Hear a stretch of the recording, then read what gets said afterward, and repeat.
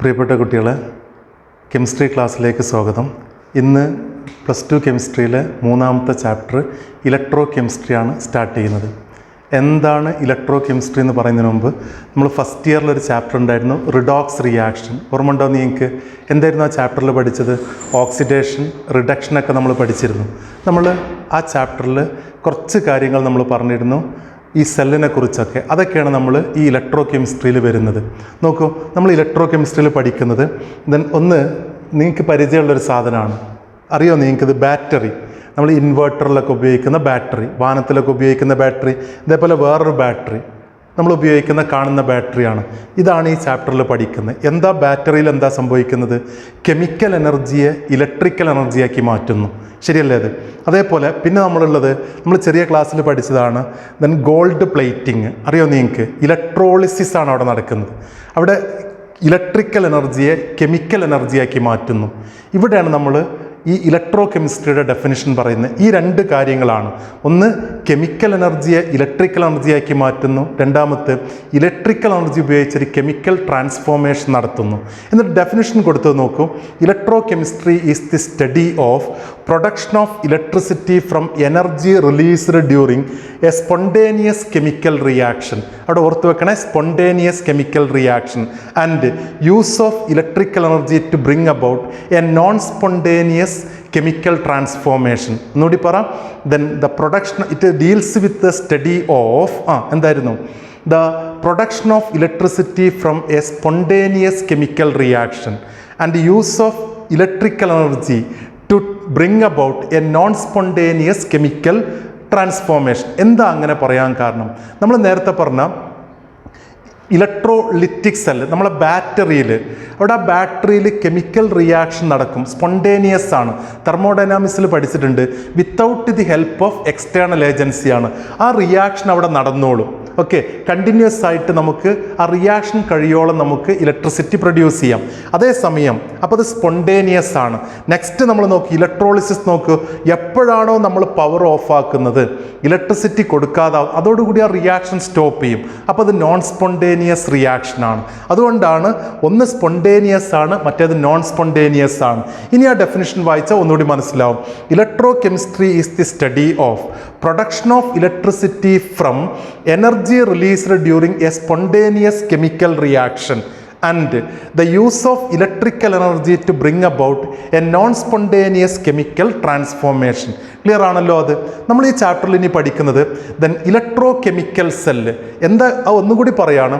എന്താ electro chemical സെല്ലിൻ്റെ പേരെന്താ? വോൾട്ടേജ് സെൽ എന്ന് വിളിക്കാം, അല്ലെങ്കിൽ ഗാൽവനിക് സെൽ എന്ന് വിളിക്കാം. എന്താ electro chemical cell? It's a device in which chemical energy of a redox reaction can be transformed to electrical energy. It is a device in which electricity is produced from a chemical reaction. That reaction is spontaneous.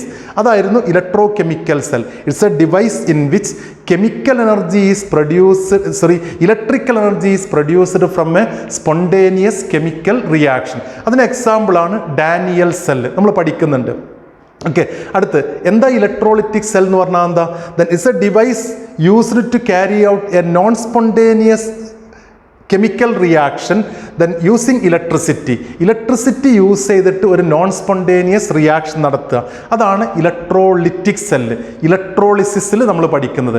അപ്പോൾ നമുക്ക് ഒരു galvanic cell, അല്ലെങ്കിൽ electro chemical cell, അല്ലെങ്കിൽ voltage സെല്ലിൻ്റെ എക്സാമ്പിളാണ് Daniel cell. അത് പഠിക്കാം. എന്താ ഡാനിയൽ സെല്ലിലുള്ളത്? പിക്ചർ നോക്കിയാൽ നിങ്ങൾക്കറിയാം. ഡാനിയൽ സെല്ലിൽ 2 ബീക്കറുകളുണ്ട്. ഫസ്റ്റ് ബീക്കറിൽ സിങ്ക് റോഡ് സിങ്ക് സൾഫേറ്റ് സൊല്യൂഷനിൽ ഡിപ്പ് ചെയ്തു. സെക്കൻഡ് ബീക്കറിൽ കോപ്പർ റോഡ് കോപ്പർ സൾഫേറ്റ് സൊല്യൂഷനിൽ ഡിപ്പ് ചെയ്തു. എന്നിട്ട് ആ 2 ഇലക്ട്രോഡ് കൂടി കണക്ട് ചെയ്യാൻ ഒരു conducting wire through a galvanometer or voltmeter. എന്നിട്ട് അതേപോലെ ആ 2 ഇലക്ട്രോലൈറ്റ് കൂടി കണക്ട് ചെയ്യാൻ ഒരു ഇൻവേർട്ടഡ് ട്യൂബ് ഉണ്ട്. അതിന് പറയുന്ന പേരാണ് സാൾട്ട് ബ്രിഡ്ജ്. എന്തൊക്കെയാണ് അറേഞ്ച്മെന്റുകൾ പറ? Zinc rod is dipped in zinc sulphate solution and copper rod is dipped in copper sulphate solution. The 2 electrodes are connected by conducting wire through a galvanometer. The 2 electrolytes are connected by an inverted U tube known as salt bridge. Okay, then ഇനി എന്തൊക്കെയാണ് ആ salt ബ്രിഡ്ജിൻ്റെ ഫംഗ്ഷനൊക്കെ നമുക്ക് വരുന്നുണ്ട്. അപ്പോൾ ഇവിടെ reaction നോക്കൂ കേട്ടോ. ദെൻ എന്തൊക്കെയാണ് അവിടെ സംഭവിക്കാം? നമ്മൾ സിങ്ക് റോഡ്, ആ സിങ്ക് എന്നുള്ളത് ഓക്സിഡൈസ് ചെയ്തിട്ട് സിങ്ക് 2+ അക്വസ് ആയിട്ട് മാറും, +2 ഇലക്ട്രോൺ. ഇതാണ് ഓക്സിഡേഷൻ. ഈ സിങ്ക് സോളിഡ് സിങ്ക് 2+ ആയിട്ട് സൊല്യൂഷനിലേക്ക് പോകും. അപ്പോൾ സിങ്കിൻ്റെ മാസ് കുറയും, സിങ്കിൻ്റെ മാസ് ഡിക്രീസ് ചെയ്യും. ഇതേ സമയം ആ ലിബറേറ്റഡ് ഇലക്ട്രോൺ എക്സ്റ്റേണൽ സർക്യൂട്ടിലൂടെ മൂവ് ചെയ്യും.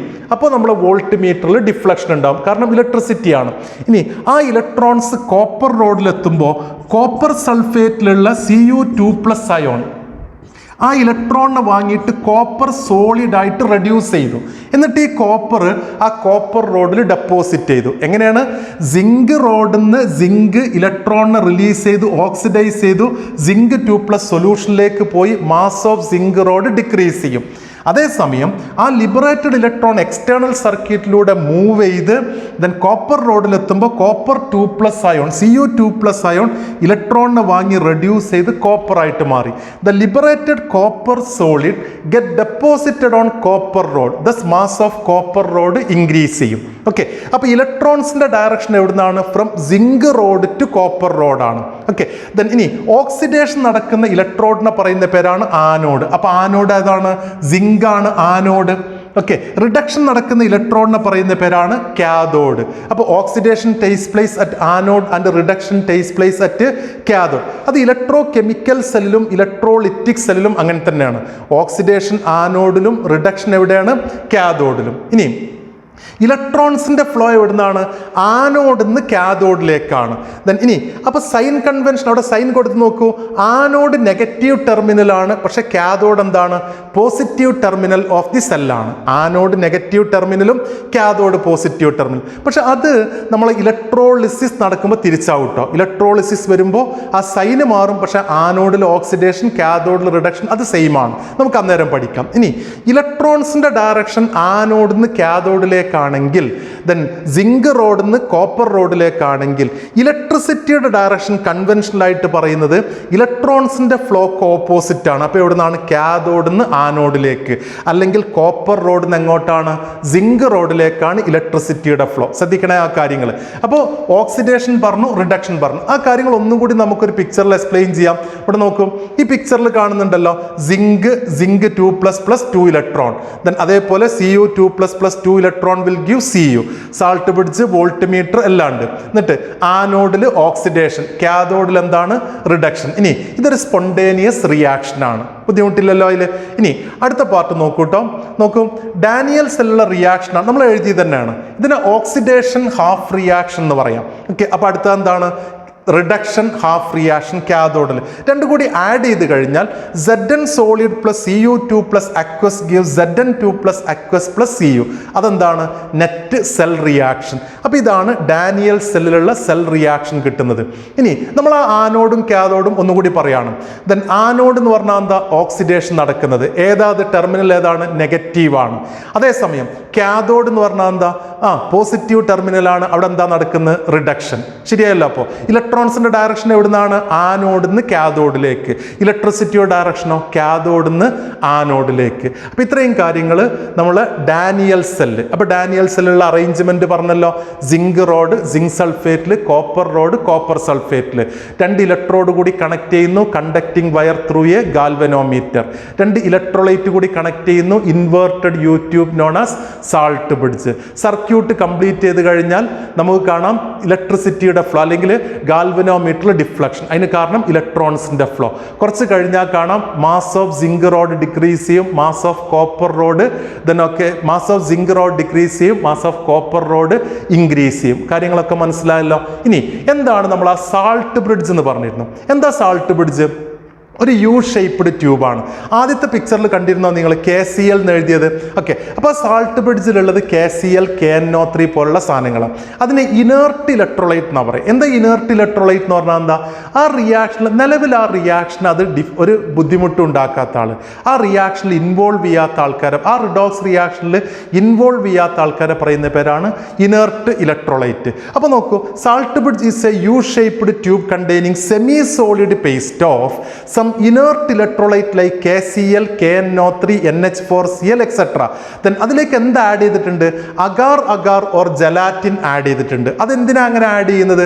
സെമി സോളിഡ് പേസ്റ്റ് ആക്കി മാറ്റാൻ വേണ്ടിയിട്ട്. ഓക്കെ, അപ്പോൾ ഇതാണ് സാൾട്ട് ബ്രിഡ്ജ്. അപ്പോൾ സാൾട്ട് ബ്രിഡ്ജ് നമ്മൾ ആ പിക്ചർ ഒന്നുകൂടി നമുക്ക് വേണമെങ്കിൽ കാണാം. ഈ സാൾട്ട് ബ്രിഡ്ജിന് എന്താണ് സാൾട്ട് ബ്രിഡ്ജ്, എന്തിനാണ് സാൾട്ട് ബ്രിഡ്ജ് ഉപയോഗിക്കുന്നത് എന്നുള്ളതാണ്.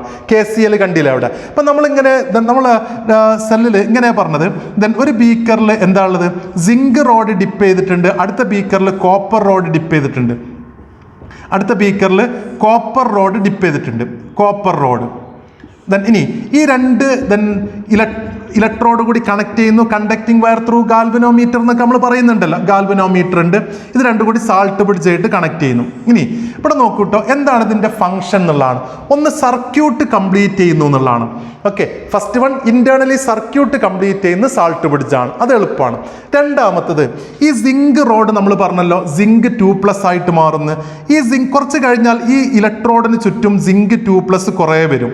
സിങ്ക് 2+, നമ്മൾ നേരത്തെ പറഞ്ഞിരുന്നു ആനോഡ് നെഗറ്റീവ് ആണെന്ന്. ഈ സിങ്ക് 2+ കുറേ ഇങ്ങനെ വന്നാൽ ഇതിൻ്റെ negative charge potential പോകൂലേ?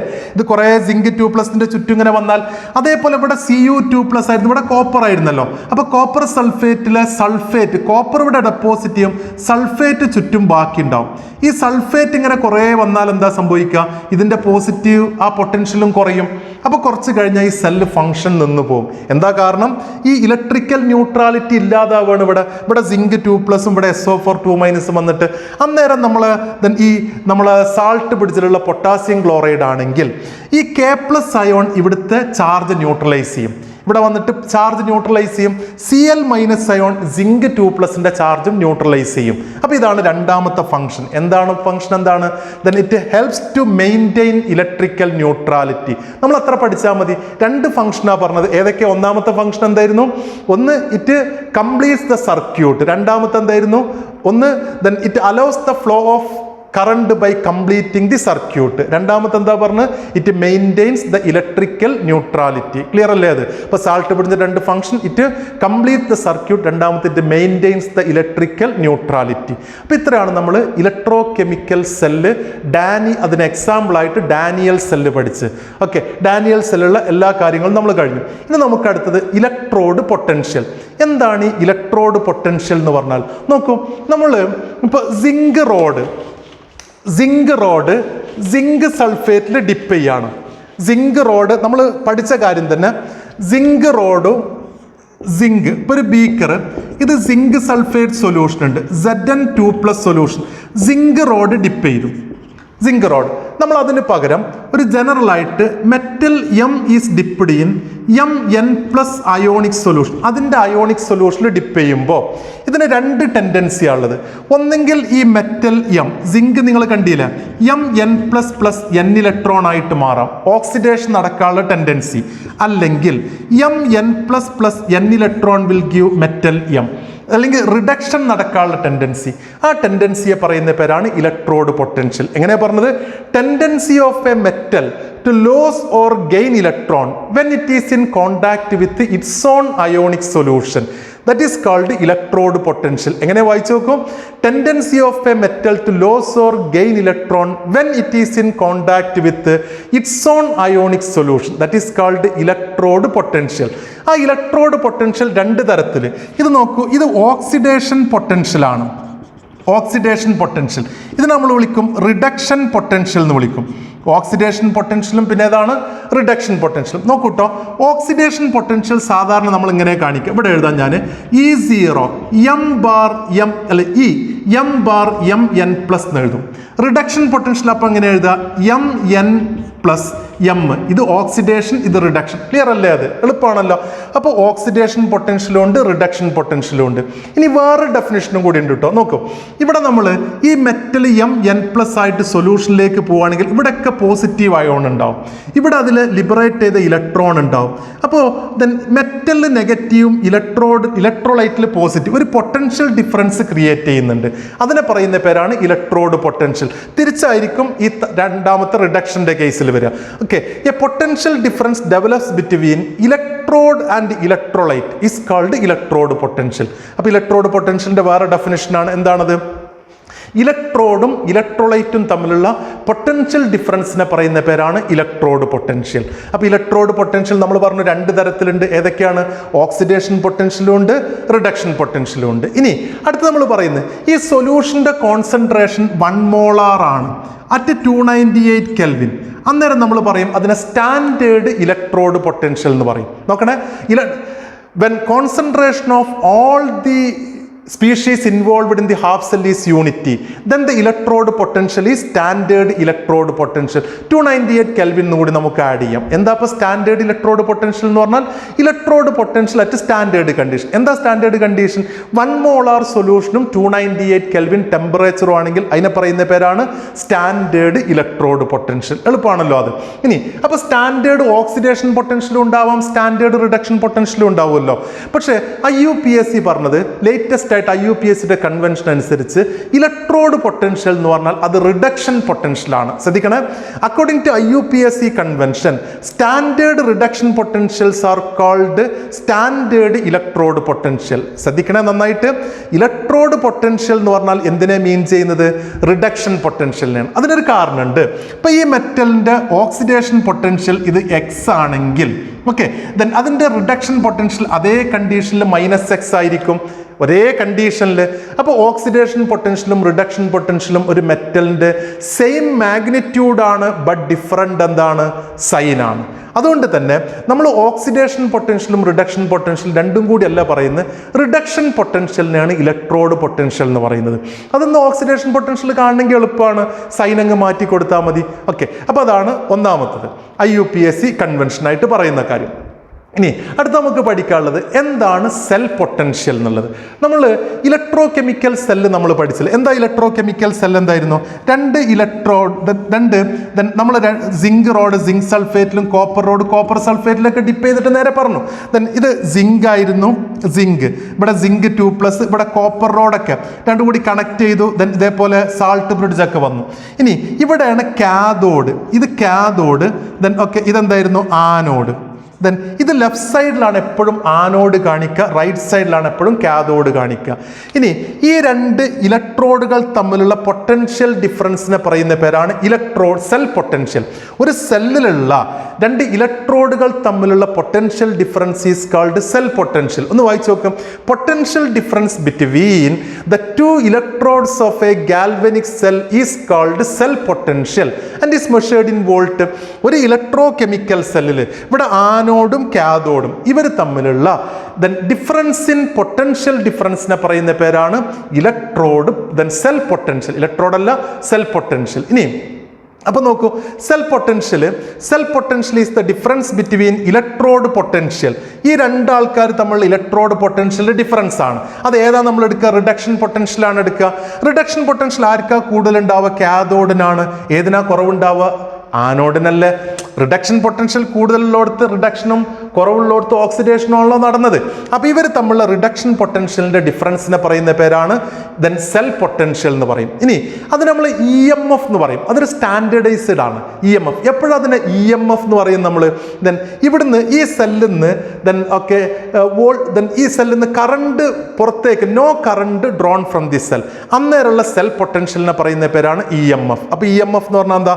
It is electromotive force. എന്താ സാധനം? എന്താണ്? It is the difference between electrode potential of two electrode in a galvanic cell when no current drawn from the cell. That is called then EMF. Cell potential എന്ന് പറഞ്ഞാൽ at any time നമുക്ക് പറയാം. EMF എന്ന് പറഞ്ഞാൽ എപ്പോഴാണ്? When no current is drawn from the cell. It is called electromotive force. പറ, എപ്പോഴാണ്? Of the cell when no current is drawn from the cell. ഇനി നമ്മൾ അടുത്തത്, ഈ EMF സാധാരണഗതിയിൽ പോസിറ്റീവ് ആയിരിക്കും. പോസിറ്റീവ് ആവണമെങ്കിൽ എന്താ നമ്മൾ നേരത്തെ പറഞ്ഞത്? എങ്ങനെയാ പറഞ്ഞത്? E സെൽ ഈക്വൽ ടു, എങ്ങനെയാ പറഞ്ഞത്? പൊട്ടൻഷ്യൽ പോസിറ്റീവ് ആവണമെങ്കിൽ then E cell equal to E right minus E left. ഈ റൈറ്റ് എന്ന് പറഞ്ഞാൽ എന്താ പറയുന്നത്? റൈറ്റ് ഹാൻഡ് സൈഡിൽ എഴുതുന്ന ഇലക്ട്രോഡ്, അതേതാണ്? കാഥോഡ്. ഈ കാഥോഡ് മൈനസ് ഈ ആനോഡ്, ഇതിനെ പറയുന്ന പേരാണ് സെൽ പൊട്ടൻഷ്യൽ. ഓക്കെ, അപ്പോൾ cell potential E cell equal to E right minus E left, or E cell equal to E cathode minus E anode. Clear ആണല്ലോ ആ സെൽ പൊട്ടൻഷ്യൽ. ഇനി നമുക്ക് അടുത്തത് റെപ്രസെൻറ്റേഷൻ ഓഫ് എ സെല്ലാണ്. അപ്പോൾ നമ്മൾ ഈ എന്തൊക്കെയാണ് ഇപ്പോൾ പറഞ്ഞ കാര്യങ്ങൾ എന്തൊക്കെയാണ് നോക്കൂ. നമ്മൾ ഇലക്ട്രോഡ് പൊട്ടൻഷ്യൽ എന്താന്ന് പറഞ്ഞു. എന്താ ഇലക്ട്രോഡ് പൊട്ടൻഷ്യൽ എന്ന് പറഞ്ഞാൽ എന്താ? Tendency of an electrode to lose or gain electron when it is in contact with its own ionic solution. അല്ലേ, tendency to lose electron is called oxidation potential, tendency to gain electron is called reduction potential. വിശദമായിട്ട് പറഞ്ഞതാണ്. ഇനി IUPACയുടെ convention അനുസരിച്ച് reduction പൊട്ടൻഷ്യലിനെയാണ് electrode potential എന്ന് പറയാം. ഒരു മെറ്റലിന് ഒരു കണ്ടീഷനിൽ ഓക്സിഡേഷൻ പൊട്ടൻഷ്യലും റിഡക്ഷൻ പൊട്ടൻഷ്യലും സെയിം മാഗ്നിറ്റ്യൂഡ് ആയിരിക്കും, ബട്ട് ഓപ്പോസിറ്റ് സൈൻ ആയിരിക്കും. EMF എന്താന്ന് പറഞ്ഞു? ഈ കാഥോഡ് മൈനസ് ഈ anode when no current is drawn from this cell. അങ്ങനെയല്ലേ പറഞ്ഞത്? ഈ കാഥോഡ് മൈനസ് ഈ anode, reduction potential of cathode minus reduction potential of anode. ഇനി എങ്ങനെയാണ് ഒരു സെല്ല് റെപ്രസെൻറ്റ് ചെയ്യുക? ഒരു സെല്ല് റെപ്രസെൻറ്റ് ചെയ്യുമ്പോൾ നമ്മൾ പഠിച്ചല്ലോ, നമ്മൾ ഡാനിയൽ സെല്ല് റെപ്രസെൻറ്റ് ചെയ്യുമ്പോൾ ആനോഡ്, കാഥോഡ്, ഇലക്ട്രോലൈറ്റ് ഒക്കെ വേണ്ടേ? ദെൻ ഒരു സെല്ല് റെപ്രസെൻറ്റ് ചെയ്യുമ്പോൾ ശ്രദ്ധിക്കേണ്ട പോയിന്റാണ് ആനോഡ് ദെൻ ആദ്യം റെപ്രസെൻറ്റ് ചെയ്യും, പിന്നെയാണ് cathode. Anode is kept on the left and cathode is then okay represented on the right. അടുത്ത് ആനോഡ് എങ്ങനെ റെപ്രസെന്റ് ചെയ്യാം? ആദ്യം മെറ്റലും പിന്നെ ഇലക്ട്രോലൈറ്റും. ഇപ്പൊ നോക്കൂട്ടോ, നമ്മൾ ഡാനിയൽ സെല്ലിന് എങ്ങനെയാണ്? സിങ്ക് സോളിഡ് Zn2+, ഇതാണ് ഇലക്ട്രോലൈറ്റ്. അക്വസ് ഇങ്ങനെയാണ് റെപ്രസെന്റ് ചെയ്യുക ആനോഡിന്. പക്ഷെ കാഥോഡ് ആണെങ്കിൽ എങ്ങനെ റെപ്രസെന്റ് ചെയ്ത് നോക്കൂ. ആദ്യം ഇലക്ട്രോലൈറ്റ് Cu2+ അക്വസ്, പിന്നെ കോപ്പർ സോളിഡ്. അപ്പൊ ആനോഡ് മെറ്റല് ഇലക്ട്രോലൈറ്റ്, കാഥോഡ് എങ്ങനെയാണ്? Electrolyte metal. ഇനി അടുത്ത് നമ്മൾ എന്താണ്? ദെൻ ഈ ഇലക്ട്രോഡിന്റെയും ഇലക്ട്രോലൈറ്റിന്റെയും ഇടയ്ക്ക് ഒരു സിംഗിൾ വെർട്ടിക്കൽ ലൈൻ. ബുദ്ധിമുട്ടില്ലല്ലോ. ഇനി ഇത് കഴിഞ്ഞിട്ട് അടുത്തത് ദെൻ ഓക്കെ നമ്മൾ സാൾട്ട് ബ്രിഡ്ജ് കാണിക്കാൻ ഡബിൾ വെർട്ടിക്കൽ ലൈൻ കാണിക്കും. ആനോഡിന്റെയും കാഥോഡിന്റെയും ഇടയ്ക്ക് ഡബിൾ വെർട്ടിക്കൽ ലൈൻ. അപ്പൊ എന്തൊക്കെയാണ് ഒരു സെൽ റെപ്രസെന്റ് ചെയ്യുമ്പോൾ നമ്മൾ പറയുന്ന കാര്യങ്ങൾ എന്തൊക്കെയാണ്? ആനോഡ് ആദ്യം, പിന്നെ കാഥോഡ്. ആനോഡ് എങ്ങനെ റെപ്രസെന്റ് ചെയ്യുക? Metal electrolyte. കാഥോഡ് എങ്ങനെ റെപ്രസെന്റ് ചെയ്യുക? Electrolyte metal. ദെൻ മെറ്റലിന്റെയും ഇലക്ട്രോലൈറ്റിന്റെയും ഇടയ്ക്ക് ഒരു സിംഗിൾ വെർട്ടിക്കൽ ലൈൻ. ഇനി ആനോഡും കാഥോഡും കൂടി റെപ്രസെന്റ് ചെയ്യുമ്പോൾ അതിന്റെ ഇടയ്ക്ക് ഡബിൾ വെർട്ടിക്കൽ ലൈൻ. എന്തിനെ കാണിക്കുന്നത്? സാൾട്ട് ബ്രിഡ്ജിന്. അപ്പൊ നോക്കൂ, നമ്മൾ ഒരു എക്സാമ്പിൾ ഡാനിയൽ സെല്ല് നമുക്കറിയാമല്ലോ, റിയാക്ഷൻ അറിയാമല്ലോ, Zn2+. ഇനി പറയേണ്ട ആവശ്യമില്ലല്ലോ. ഓക്കെ, അതിൽ നമ്മൾ ഓക്സിഡേഷൻ എങ്ങനെയാണ്? Zn will give Zn2++ 2 electron. Reduction എങ്ങനെയായിരുന്നു? Cu2++ 2 electron will give Cu. Okay ആണല്ലോ. ഇനി ആ സെല്ല് റെപ്രസെന്റ് ചെയ്ത് നന്നായിട്ട് നോക്കൂ. Zn bar Zn2+ aqueous. പിന്നെന്താണ്? Double vertical line. എന്തിനെ കാണിക്കുന്നത്? സാൾട്ട് ബ്രിഡ്ജിന്. പിന്നെ Cu2+ അക്വസ്, പിന്നെ ഏതാണ്? Cu. ക്ലിയർ അല്ലേ? ദെൻ ഇതേപോലെ ആനോഡ്, കാഥോഡ് ഒന്നിച്ചെഴുതിയാൽ ദെൻ ഈ നമ്മൾ സെല്ല് റെപ്രസെൻറ്റേഷൻ. അപ്പോൾ ആ സെല്ല് റെപ്രസെന്റ് ചെയ്യുമ്പോൾ നമ്മളിങ്ങനെ ഓർത്തേക്ക് LOAN. എന്താ അത് ഉദ്ദേശിക്കുന്നത്? ലോൺ. ദെൻ എൽ എന്ന് പറഞ്ഞാൽ ലെഫ്റ്റ് ഇലക്ട്രോഡ്. അവിടെ എന്താ നടക്കുക? ഓക്സിഡേഷൻ. അതേതാണ്? ആനോഡാണ്. അതേതാ ടെർമിനൽ? Negative terminal. എല്ലാം ആയില്ലേ അതിൽ? നോക്കണേ എങ്ങനെയൊക്കെയാണ് വന്നത്. ദെൻ എൽ എന്ന് പറഞ്ഞാൽ എന്താണ്? ലെഫ്റ്റ് സൈഡിലെ ഇലക്ട്രോഡ്. O എന്ന് പറഞ്ഞാൽ എന്താണ്? അവിടെ ഏതാണ്? ഓക്സിഡേഷൻ ആണ്. ദെൻ നോക്കൂ, ലെഫ്റ്റ്. ഇത് നമുക്ക് ലെഫ്റ്റ്. ദെൻ ഇനി ഈ O എന്തിനാണ്? ഓക്സിഡേഷൻ. ഇനി A എന്തിനാണ്? ആനോഡ്. ഇനി N എന്താണ്? Negative terminal. ക്ലിയർ അല്ലേ? അത് negative, negative N negative terminal loan. അപ്പോൾ ഇതാണ് സെൽ റെപ്രസെൻറ്റേഷൻ. ഓക്കെ, അടുത്ത എക്സാമ്പിൾ നമുക്ക് നോക്കാം. വേറൊരു example Cu+2Ag giving Cu2++ 2Ag. അറിയോ നിങ്ങൾക്ക് ഇതിൽ ഓക്സിഡേഷൻ ഏതിനാണ്? ആർക്കാ ഓക്സിഡേഷൻ? കോപ്പറിനല്ലേ? കോപ്പറല്ലേ ഓക്സിഡൈസ് ചെയ്യുന്നത്? Cu will give Cu2++ 2 electron. ശരിയാവില്ലേ അത്? നോക്കൂ കേട്ടോ, അങ്ങനെ നോക്കൂ. Cu will give Cu2++ 2 electron. ശരിയല്ല? ഇനി റിഡക്ഷൻ ഏതാണ്? Ag++ electron will give Ag. അത് 2 ടൈംസ് ഉണ്ടാവും. ഇതാണ് റിഡക്ഷൻ. ഇനി ഈ സെൽ എങ്ങനെ റെപ്രസെന്റ് ചെയ്യാം? നോക്കൂ നിങ്ങൾ. ഈ സെല്ല് റെപ്രസെന്റ് ചെയ്യുന്ന മെത്തേഡ്, ആദ്യം ആരെ നമ്മൾ റെപ്രസെന്റ് ചെയ്യേണ്ടത്? ആനോഡിനല്ലേ റെപ്രസെന്റ്. ആനോഡ് ആരാണ്? Cu bar Cu2+.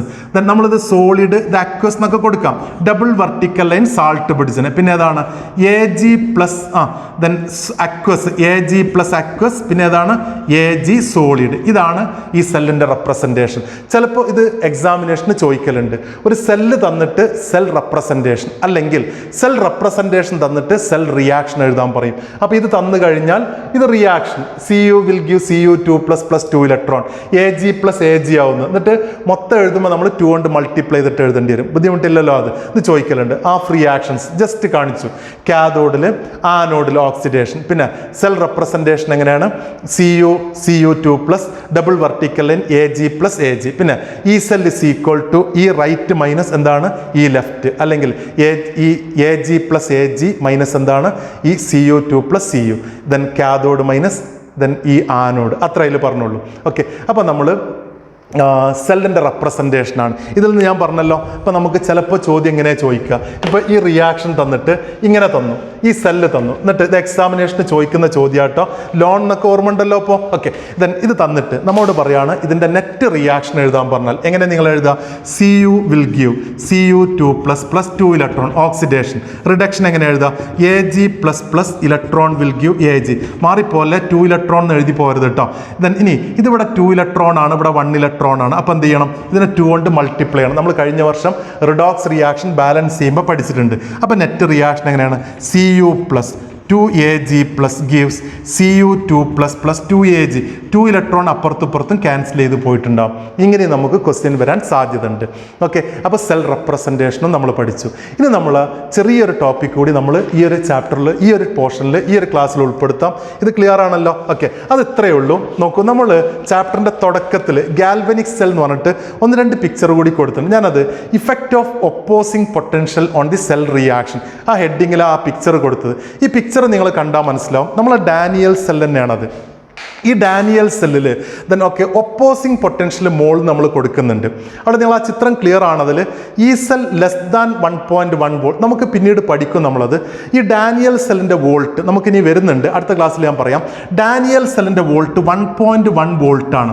ദെൻ ഈ കാഥോഡ് മൈനസ് ഈ ആനോഡ് ചെയ്യുമ്പോൾ അതാണ് വാല്യൂ കിട്ടുക, നമ്മൾ അടുത്ത ദിവസം പറയും. ഓക്കെ, അപ്പോൾ ഇതിൽ നമ്മൾ ഒപ്പോസിങ് ഫോഴ്സ് കൊടുക്കുന്നത് <1.1 വോൾട്ട് ആണെങ്കിൽ ഈ റിയാക്ഷൻ നടക്കും. ഈ റിയാക്ഷൻ പോസിബിൾ ആണ്. ഇത് നമ്മൾ പഠിച്ചു തന്നെ. അപ്പോൾ അവിടെ താഴെ എഴുതിയത് എങ്ങനെയാണ്? <1.1 വോൾട്ട് ആണെങ്കിൽ electrons flow from zinc to copper rod, hence current flow from എവിടുന്നാണ്? Copper to zinc. As usual zinc dissolves in then എന്താണ്? Zinc dissolves at anode and copper deposit at cathode. പ്രശ്നമൊന്നുമില്ല, ആ എക്സ്റ്റേണൽ സർക്യൂട്ടിലെ voltage 1.1 വോൾട്ടിൽ കുറവായതുകൊണ്ട്. അതേസമയം രണ്ടാമത്തെ picture, external സർക്യൂട്ടിൽ ഓപ്പോസിറ്റ് ആയിട്ട് 1.1 വോൾട്ട് കൊടുത്താൽ എന്താ സംഭവിക്കുന്നത്? ഇവിടെ നമ്മൾ ദെൻ ആക്ച്വലി നമ്മളെ സെല്ലിൽ പുറത്തുനിന്ന് ആരും ഇല്ലെങ്കിൽ 1.1 വോൾട്ടാണ് വേണ്ടത്. പക്ഷേ എക്സ്റ്റേണലി നമ്മൾ അതേ വോൾട്ട് കൊടുക്കുന്നതുകൊണ്ട് അവിടെ പിന്നെ ഗാൽവനോമീറ്ററിൽ ഡിഫ്ലക്ഷൻ ഉണ്ടാവില്ല, 0 ഡിഫ്ലക്ഷൻ ആണ്. ഓക്കെ, അപ്പോൾ എന്താണ്? ദെൻ ഈ സെൽ ഇസ് ഈക്വൽ ടു 1.1 വോൾട്ടാണ് എക്സ്റ്റേണലി കൊടുത്തതെങ്കിൽ no flow of electrons from the current. ഒപ്പോസിങ്ങും പിന്നെ കൊടുക്കുന്ന രണ്ടും കൂടി ഈക്വൽ ആയതുകൊണ്ട് നോ കെമിക്കൽ റിയാക്ഷൻ, അന്നേരം കെമിക്കൽ റിയാക്ഷൻ ഉണ്ടാവില്ല. ക്ലിയർ ആണല്ലോ അത്? ഇനി അടുത്ത മൂന്നാമത്തെ കണ്ടീഷൻ എന്താ? നമ്മൾ എക്സ്റ്റേണലി കൊടുക്കുന്ന വോൾട്ടേജ് 1.1 വോൾട്ടിനേക്കാളും കൂടുതലാണെങ്കിൽ, NCERT ടെക്സ്റ്റിൽ ആദ്യം തന്നെ ഈ പിക്ചർ ആട്ടോ കൊടുക്കുന്നത്. അതുകൊണ്ടാണ് ഞാൻ ഫസ്റ്റ് ക്ലാസ് തന്നെ അത് ഡിസ്കസ് ചെയ്യുന്നത്. എക്സ്റ്റേണലി കൊടുക്കുന്നത് ഒരു റിയോസ്റ്റാറ്റ്, നിങ്ങൾ ഫിസിക്സിൽ പഠിക്കും, റിയോസ്റ്റാറ്റ് ഒക്കെ വെച്ചിട്ടാണ് കണക്ട് ചെയ്യുന്നത്. അപ്പോൾ എക്സ്റ്റേണലി കൊടുക്കുന്ന 1.1 വോൾട്ടിനേക്കാളും കൂടുതലാണെങ്കിൽ എന്താ സംഭവിക്കുക? നമുക്കവിടെ ആ സിങ്ക് കോപ്പർ ആ സെല്ലിൽ നിന്ന് കിട്ടുന്നത് എത്രയാണ്? 1.1 വോൾട്ടാണ്. അതിന് ഒപ്പോസിംഗ് ആയിട്ട് 1.1 വോൾട്ടിനേക്കാളും കൂടുതൽ കൊടുക്കുകയാണെങ്കിൽ റിയാക്ഷൻ തലതിരിഞ്ഞ് നടക്കും. എങ്ങനെ റിയാക്ഷൻ നടക്കുക? അവിടെ ഇലക്ട്രോളിസിസ് നടക്കാൻ തുടങ്ങും. എങ്ങനെ റിയാക്ഷൻ എങ്ങനെയായിരിക്കും? അവിടെ കോപ്പർ റോഡിൽ നിന്ന് സിങ്ക് റോഡിലേക്ക് ഇലക്ട്രോൺ വരാൻ തുടങ്ങും. നോക്കൂ, അത് വായിച്ചു നോക്കുക. Electrons flow from copper to zinc rod and current flows from അതിൻ്റെ opposite zinc to copper. Zinc is deposited, അവിടെയാണ് സംഭവിക്കുന്നത്. zinc എവിടെ ഡെപ്പോസിറ്റ് ചെയ്യും? zinc റോഡിൽ കോപ്പർ ഡിസോൾവ് ചെയ്തിട്ട് കോപ്പർ ഇലക്ട്രോഡ് ഡിസോൾവ് ചെയ്യും. ക്ലിയർ ആണോ തോന്നുന്ന പിക്ചർ? ദെൻ അതിൻ്റെ കാരണം ഇത്രയേ ഉള്ളൂ, നമ്മൾ ഡാനിയൽ സെൽ സ്റ്റാൻഡേർഡ് കണ്ടീഷനിൽ അതിൻ്റെ വോൾട്ട് 1.1 വോൾട്ടാണ് EMF. എക്സ്റ്റേണലി ഒപ്പോസിംഗ് ആയിട്ട് ആ 1.1 വോൾട്ട് കൊടുത്താൽ റിയാക്ഷൻ സ്റ്റോപ്പ് ചെയ്യും, നോ റിയാക്ഷൻ. 1.1 വോൾട്ടിനേക്കാളും കൂടുതലാണെങ്കിൽ റിയാക്ഷൻ ഒപ്പോസിംഗ് ആയിട്ട് നടക്കും. നേരത്തെ ഓക്സിഡേഷൻ നടന്നിടത്ത് റിഡക്ഷൻ നടന്നിടത്ത് ഓക്സിഡേഷൻ നടക്കും. ഓക്കെ, അതേസമയം 1.1 വോൾട്ടിനേക്കാളും കുറവാണെങ്കിൽ ആ റിയാക്ഷൻ തന്നെ കുറച്ച് നടക്കും. ഓക്കെ, അപ്പോൾ ഇതാണ് നമ്മൾ ഫസ്റ്റ് പാർട്ടിൽ. അപ്പോൾ നമ്മൾ ഈ ഇലക്ട്രോ കെമിസ്ട്രിയുടെ ഫസ്റ്റ് ടോപ്പിക്കിൽ നമ്മൾ എന്തൊക്കെയാണ് നോക്കൂ. നമ്മൾ ഇത്രയും കാര്യങ്ങൾ ഒന്ന്, പിന്നെ ഇലക്ട്രോ കെമിസ്ട്രി എന്ന് പറഞ്ഞാൽ എന്താണെന്നുള്ളത് ആദ്യം പറഞ്ഞു. പിന്നെ എന്താണ് ഇലക്ട്രോ കെമിക്കൽ സെൽ എന്നുള്ളത് നമ്മൾ എക്സ്പ്ലെയിൻ ചെയ്തു. പിന്നെ അതേപോലെ അതിന് ഡാനിയൽ സെല്ല് ബെസ്റ്റ് എക്സാമ്പിളാണ്, അത് കൃത്യമായിട്ട് നമ്മൾ എക്സ്പ്ലെയിൻ ചെയ്തു. പിന്നെ ആ സെൽ എങ്ങനെ റെപ്രസെൻറ്റ് ചെയ്യാൻ നമ്മൾ പഠിച്ചു. ഇലക്ട്രോഡ് പൊട്ടൻഷ്യൽ ശ്രദ്ധിക്കണം അത്. അതേപോലെ EMF എന്താണ്, സെൽ പൊട്ടൻഷ്യൽ എന്താണ്, ഈ കാര്യങ്ങളൊക്കെ നമ്മൾ കൃത്യമായിട്ട് പറഞ്ഞു. ഇനി നമുക്ക് നെക്സ്റ്റ് ക്ലാസ്സിൽ എങ്ങനെയാണ് ഈ ഇലക്ട്രോഡ് പൊട്ടൻഷ്യൽ മെഷർ ചെയ്യുക തുടങ്ങിയ കാര്യങ്ങൾ നെക്സ്റ്റ് ക്ലാസ്സിൽ നമുക്ക് പറയാൻ പറ്റും. അപ്പോൾ തൽക്കാലം ഫസ്റ്റ് ക്ലാസ് ഇവിടെ അവസാനിപ്പിക്കാം. Thank you.